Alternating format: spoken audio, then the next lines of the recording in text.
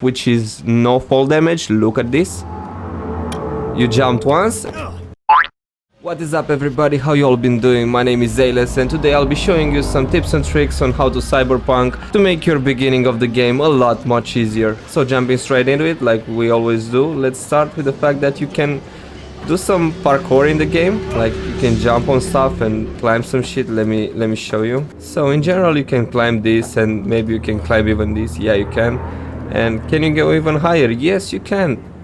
But then you're stuck. And can I go here?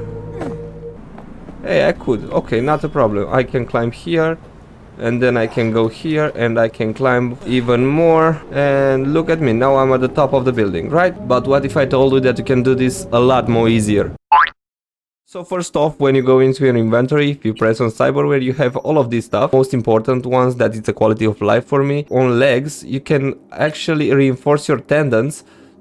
Double jump! Like, who would have guessed that's possible? So last time we jumped on the trash bin and then on the top of the thing and then all the way to the top, right? But now you can do it differently. You can just do this. And then you can do this. And you're at the top. So it gets this much easier, and for me it changed my game. It's like it opened the roofs of the buildings and it just opened a whole new open world experience for me. As we are on the top of this building, we'll also go on the second tip. As the second tip, I recommend you doing a lot of these NCPD quests or events, however do you want to call them, because they give quite a lot of money. As you can see, I have 30k already and I've gotten a lot of cyberware, which wasn't free. Like these things are like 45k and these things are like 20k. I'm not sure, but they're quite pricey. And I also have 30k right now. I have also paid my debt to the first Reaper dog, which his name was Victor, I'm guessing, and it was like 21k. So I made quite a lot of money. And as you can see, I have not advanced a lot with the main quest because I'm only at the pickup quest. And also I recommend doing a lot of these because they give you quite a bit of money. 500 bucks. Free. As you can see, I don't have many of them left because I've done a lot of them. I had some friends over and I didn't want to play the story because I'm also recording that. So I was just playing these and also the side quests. But these especially give you a lot of money and also they give you quite a lot of loot. So do a lot of NCPD events. They really help in the beginning of the game. Going to our third tip, which is actually the reason of why we are on the top of this building. The tech weapons are mad in the beginning. For example, I have this sniper right here and I'm gonna scan everybody from the... Wait, I have already done the scan, but you can just scan somebody, then ping his colleagues. You will see everybody that's around him. You can also ping them by pressing your middle mouse button. And now look at the power of the tech weapons. So you see this guy? But he's behind cover, not for a tech weapon. And they also do a lot of damage, but you can just fuck everybody from a long ways distance. Like, I can be here, just minding my own business, and they can't shoot me, but I can shoot them. That's how insane these weapons are. And I'll be guessing that your head is somewhere around here, and I've missed. You've been doing mad things, man. Anyway, you get the point. It's easy to destroy anything, everybody with this sniper from a long ways distance and they're not even able to shoot you. Which gives you an unfair advantage and also some laughing moments, but trust me, it's worth it. And I have leveled up my street cred. Going back to our first tip about the double jumping legs, they can also serve you another way except of the double jump, which is no fall damage. Look at this. You jumped once and you almost died. Well, that was a bad explanation. Let me try again. So you can jump once and then just before you hit the floor you can jump again and you're taking way less damage. But first, let me loot everybody real quick, because that's also another thing you should be doing. You should be looting every single fucking thing you see. As you can see, I'm using my double jump shoes a lot because they're fucking insane. Like, they just help in so many ways. Can't even imagine. Okay, that was my bad. Excuse. I fucking hate when people just jump in front of my car and then the police fucking chases me, but it's quite easy to get rid of the police, so... Okay, nice bug. Alright. Alright, moving on to our fourth tip. Just on this alley, we have a lot of Reaper dogs in the nice city, like a lot of them, because I just have like 2 or 3 districts available and I already have a lot of Reaper dogs, as you can see, like a lot of them. They're just everywhere, but there's one in particular that's in the Kabuki district, and after you do a side quest, I'm not sure which one because I was just doing all of them. Also, if you made it this far, consider subscribing to my channel. I post a lot of Cyberpunk related content. Also, maybe even like the video if you liked it, and comment something. I might do your...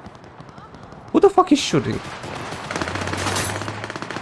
But it's around this location. After you do the side quest, you will have the option to kill, actually not kill, I'm not sure what the other option, but one of the options is to turn in the Reaper dog or kill him or something like that, not really sure. But the second one is to make a deal with them and he will give you discounts for entry-level Cybernetics. So if I go to him and I go to browse things, for example, let's take the arm things. Like everywhere, the starting point of these items is like 15k or 20k, I'm not sure. But here is just 12k because he's giving you discounts. As you can see, if you go to legs, the legs enhancements are in general 45k. Here just 36k because this guy is giving you mad discounts. He likes you because you have not fucked him over. So that's a nice tip to get some cybernetics in the beginning when money is actually a problem. And he is the reason of why I have so many things modded on me, because I just like to be enhanced. I'm not sure if that sounded right. Alright, so speaking on the subject of Reaper dogs, we have our fifth tip, which is actually something that you can get from them. And if you go to your Cyberware, you can see that you have something about the skeleton of the body. And here you have the titanium bones, which increase the carrying capacity by 20% because it's only the common one.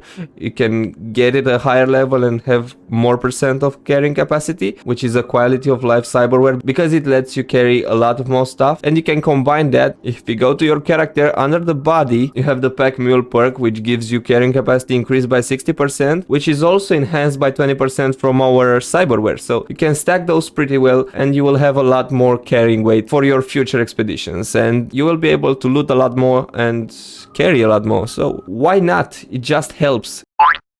Because we are in the inventory, we will go to our sixth tip, which is if you go to any weapons that supports mods, you can see that you can have mods on your weapon. For this one in particular, it increases the damage by 7. But the problem with this is that when you apply a mod to your weapon, it permanently stays there, so you're not able to remove it. Fuck, well shit. You're not able to remove it. So keep that in mind, because you would not like to waste your legendary type things on some common gear weapons that you just find and wanted to make them a little bit stronger for something. Just keep your good stuff for the late game and only waste your trash mods for the beginning of the game, like this one, increase crit chance by 2%. That's like shit. I can apply that on any weapon and I wouldn't care. And I don't actually have any good ones, but you got my point. Also, if by any chance you would really need to get back a mod, you can go under crafting. Wait, shit, not here. You can go to your character, technical ability, crafting, and you have this perk, which is waste not, want not, which says that when disassembling an item you get the attached mods back. But it's quite a long way to get this mod, so I would recommend just being careful, because you need level 16 in technical ability, and that's something that I know not a lot of people are willing to do. Also, staying on the subject with the weapons, the attachments are unequipable. You can unequip them without a problem, but keep in mind that when you're disassembling an item, if they have attachments on the weapon, the attachments will be destroyed. So just unequip your attachments whenever you're trying to disassemble weapon. Or if you don't care about the attachment, yeah, you can just disassemble it without a problem, but keep that in mind so you don't lose good attachments on something dumb like pressing D on a weapon.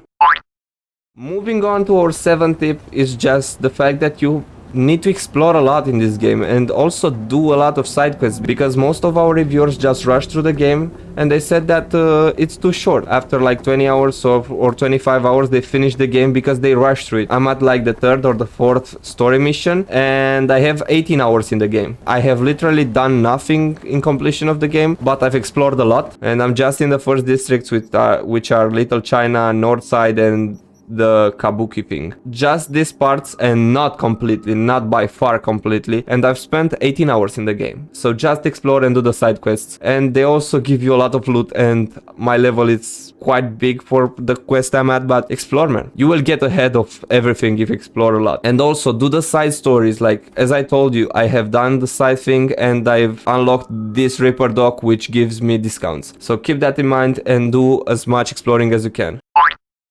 As the 8th tip, we have the fact that you should save a lot more often. Like, you just need to press F5. And as you can see at the top of the screen, when you press F5, there's a saving thingy. You just quick save the game. Why you need to do that? Because there are moments when you fall from high places, or I've got a lot of moments where I just got exploded by the enemies, like a landmine or something like that, and I just got killed instantly, and the autosave of the game is quite good, but it still pushed me back like 3 minutes. And you can also save before the main decisions in quest and just choose a decision like killing the enemy, and then if you don't like what you're getting, you can just go back and you can try multiple options just by quick savings. So use that in your advantage. Just for this particular thing, I'll prove it that if you die, I have not died. Okay, why have not died?